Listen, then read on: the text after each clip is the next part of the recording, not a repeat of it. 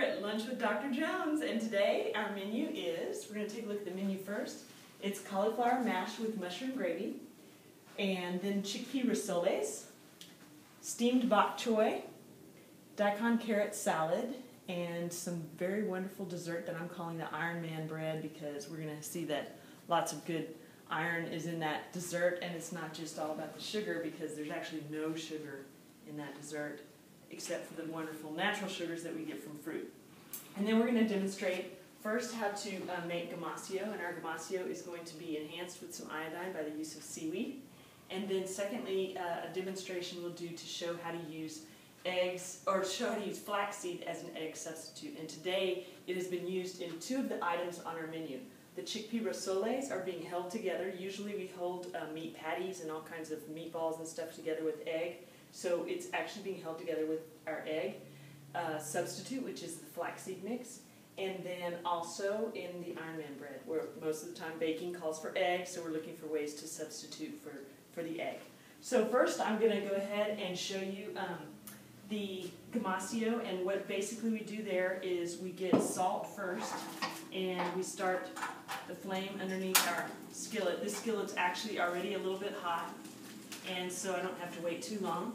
But the idea is that we get the salt to begin to warm up actually in the skillet. And it actually starts to, oftentimes when we're toasting things, you can actually see when the toasting is going well and accomplishing our purpose. And that's by looking closely at whatever it is and finding that it actually starts to shine a little bit. So the salt is going to start warming up.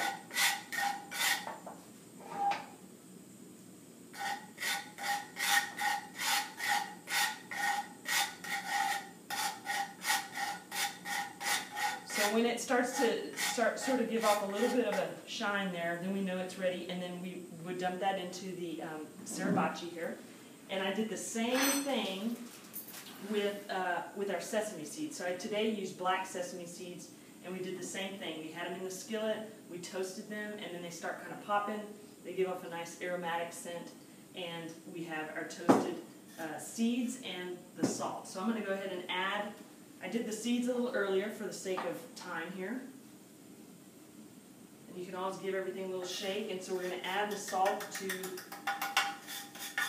the seeds that are already toasted. And then today, as I mentioned, this is a great source of calcium and sodium mixed together that we can use on top of our all of our food. And the ratio should be, of course, seeds like 18 and salt 1. So whatever you're using, tablespoon, teaspoon. And then today, I already, again, did a little preparation work with our seaweed. So I took a nori roll, and I just basically kind of sprinkled it with some shoyu, put it in the oven for about 20 minutes at about 230 or so.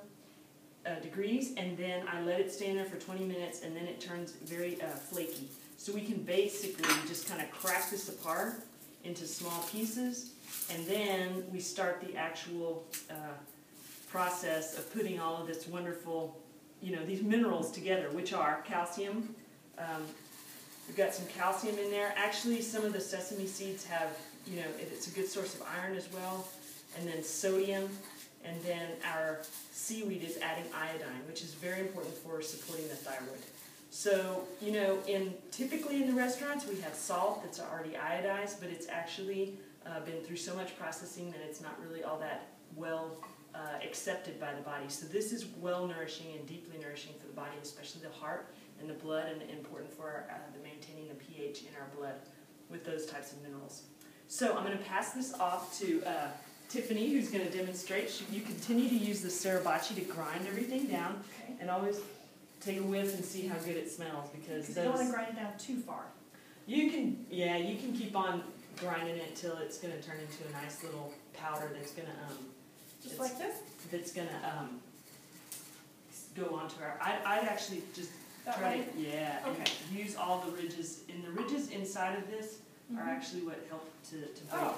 So you might be able to see that on the up close, but that's why we use the sriracha to you have those ridges right there, and then the wooden And then of course we're not using electricity, which according to the macrobiotic perspective is better that we not use such energy in creating our food. But now I have to because I have my little gadget here, the Cuisinart. So I'm going to demonstrate very quickly how to make an egg substitute. And what we're doing here today is taking flax seeds, okay? And the ratio here is going to be 2 tablespoons of flaxseed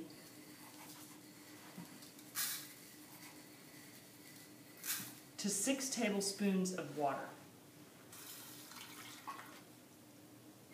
Okay? And then flax seeds are if you eat flax seeds whole, they usually will come out, undigested. Okay? So we're actually going to grind them up with some water, and I'm not going to talk over this while it's happening. It'll take about 2 minutes or so, and we're going to grind this, and then you'll see at the end how it looks so much. If I had an egg right now and I had whipped it up, the consistency is like literally the same. So you're going to see the egg substitute in just a second.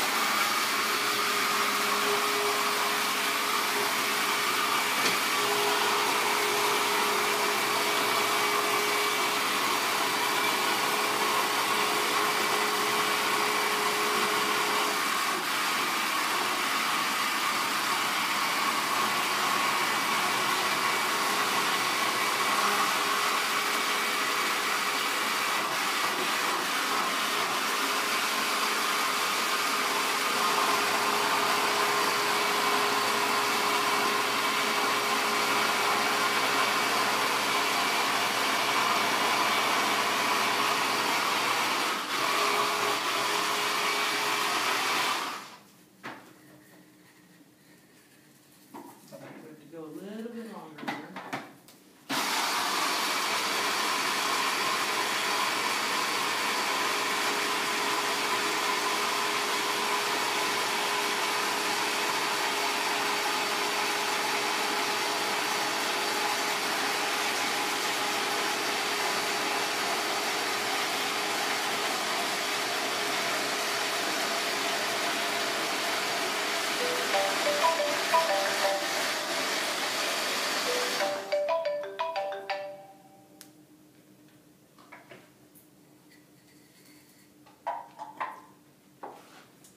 I'll have to call you back. We're at a conference right now.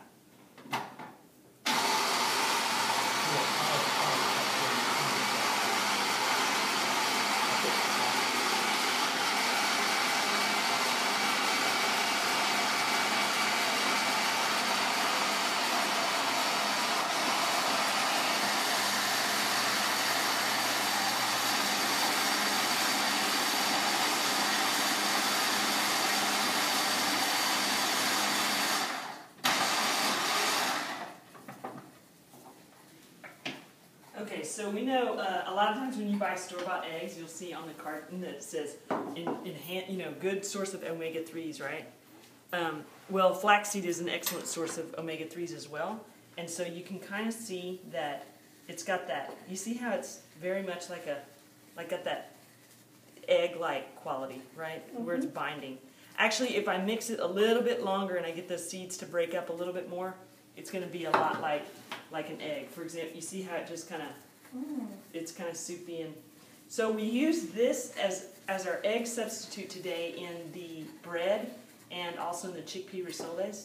So there's a way to make some substitutions for those of you who may have food allergies or we're just trying to avoid egg for the purpose of lowering cholesterol and so forth.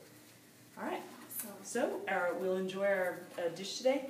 And then also I used seasonal, right now in season, because it's right in the middle of summer, we have some figs in the bread. And these were fresh figs from a neighbor of my parents, and I actually preserved these yesterday. So this is a fig preservation that we'll try today. It's going to be a nice little sweet addition to the plate as well as the bread. And we'll discuss 2 types of grains that are alkalizing, that support alkalinity in the body, and I'll ask for your guesses on what these would be. Thanks. Okay. Thank you. And uhs and You did good.